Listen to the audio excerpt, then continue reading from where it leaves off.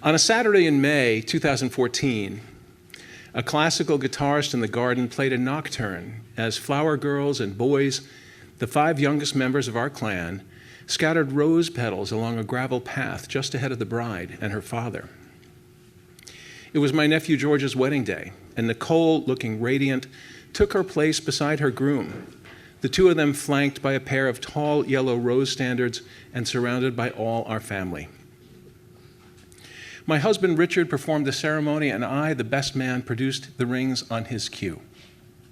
After a shower of birdseed and an hour of champagne and hors d'oeuvres, a dinner reception for 30 guests continued in our studio. The aroma of lamb stew and the sounds of a live Irish fiddle filled the room as people took their seats.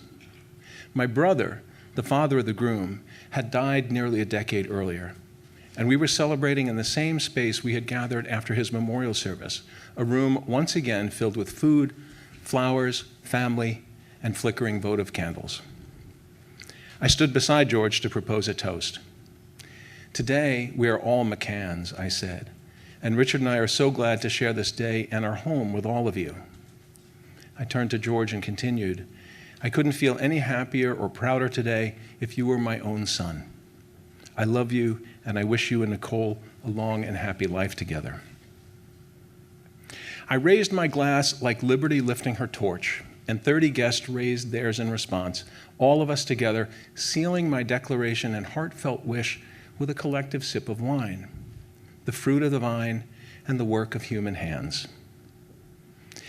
Growing up Catholic, I understood early that wine was a powerful, even sacred substance.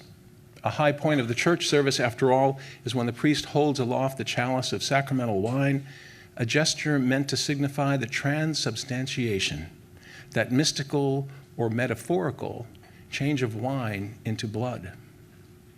To me, it seems magical enough that grapes are transformed into something as wonderful as wine, whether red, pink, white, or the bubbly signifying special occasions.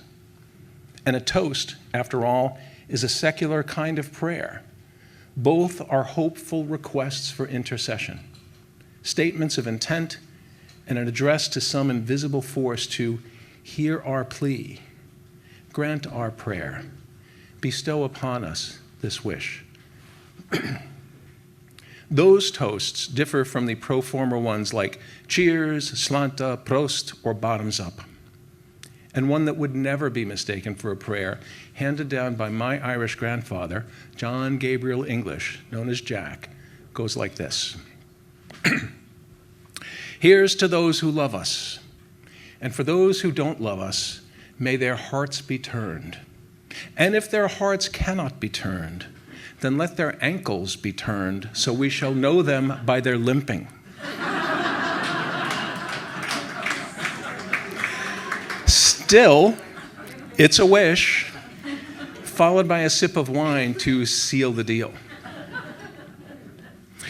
Though our paths have since diverged, that heartfelt toast I made to my nephew and his wife on that distant spring day was filled with good intent and a love that's undiminished.